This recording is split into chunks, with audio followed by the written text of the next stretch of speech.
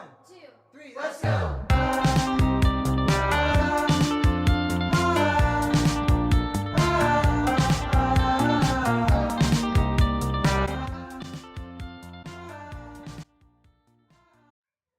Hey everybody, welcome to my channel. 3 years ago when I started working at the Toronto Star, I don't think I really realized the importance of news media and what they offer to the individual. The Star published a series of articles on the doctor called the Doctor Database. It was about being transparent about how much doctors were actually charging.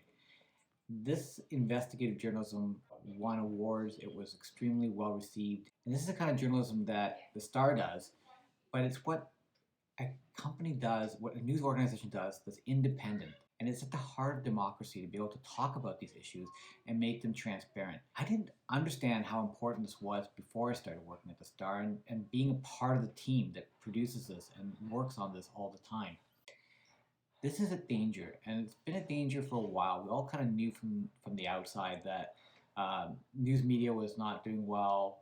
Print was, on its way out, and still many people will say it is on its way out. Advertising's down, especially in print, and all the advertising dollars are moving online. But they're moving online to the big techs, to your Googles, to your Facebooks. All of these big tech industries are taking a lot of that advertising money, in fact, 80% of it.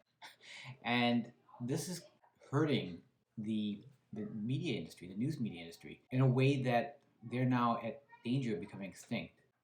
So in February of 2021, there was a campaign that was run by News Media Canada that talked about vanishing news.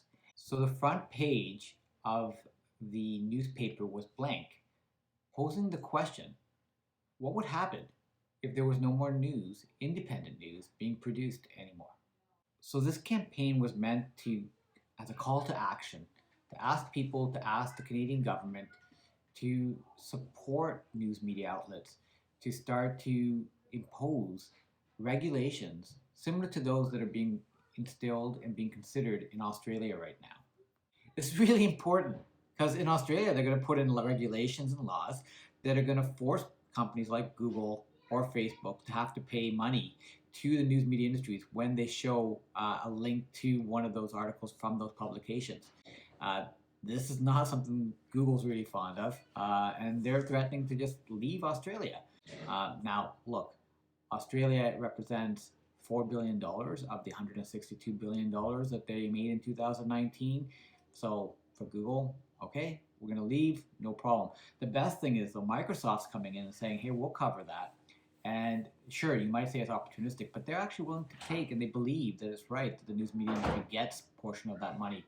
So I actually think Microsoft is doing something that other big tech companies need to start doing, and that is being part of the solution to support journalism, to support democracy, and not to just take it away from us. Not to say that, no, it's all about free press, it's all about being able to make the mighty dollar, revenues, the biggest force driving everything.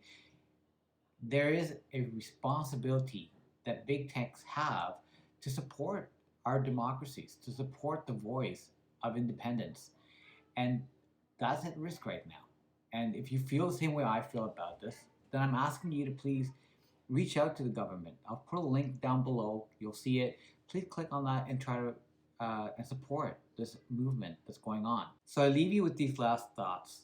News costs money to produce, and it is vital for our democracy. It's worth fighting for it. It's worth saving. Thank you very much.